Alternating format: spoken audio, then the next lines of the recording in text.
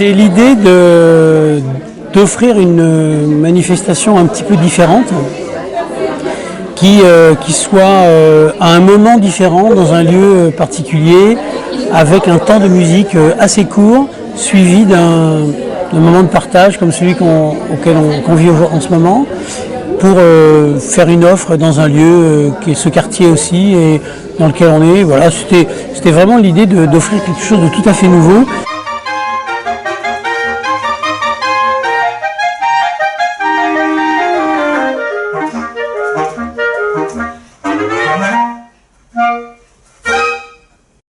Donc je m'appelle Pascal, donc c'est la première fois que je viens aux Aurores musicales.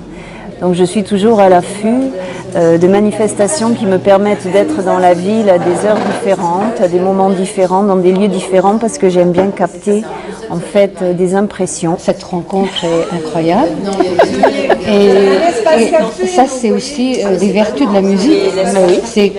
On est dans l'inattendu, on est dans l'imprévu. Vous imaginez, n'importe où, on peut faire un concert à 8 heures, dès lors qu'on a le calme, une trentaine de chaises et puis de quoi prendre un café après. Moi, je tenais au début à ce qu'il y ait 30 personnes. C'est vraiment, c'est confidentiel, c'est un moment de partage très intime quelque part. Puis ça va vite, on peut faire ça avant le boulot. On a vraiment ouvert, et là, il y a vraiment de tout. Il y a plein de gens qu'on ne connaît pas, il y a aussi des gens qu'on connaît, il y a des habitués, les habitants du quartier. Ce matin, il y avait l'ancien directeur de l'école André Meunier, il y avait le principal du collège Jacques Ellul, et puis il y avait des élèves qui habitent ici, des familles qui habitent ici, une maman qui est venue avec son gamin qui va à l'école à côté. Les Aurores musicales font partie des scènes publiques. Notre projet de scène publique, c'est vraiment la mise en représentation des savoir-faire. Vous apprenez des choses au conservatoire et vous les mettez en représentation. Parce que si vous apprenez dans votre coin et vous jouez pour personne, ben, ça ne sert à rien.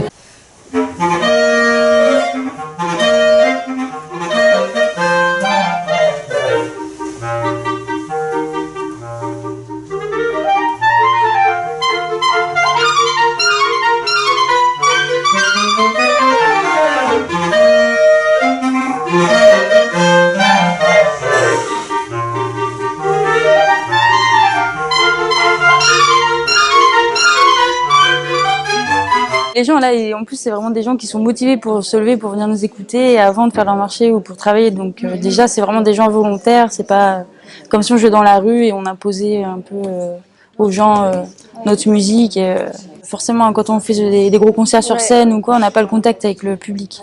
Après c'est juste au niveau du contact.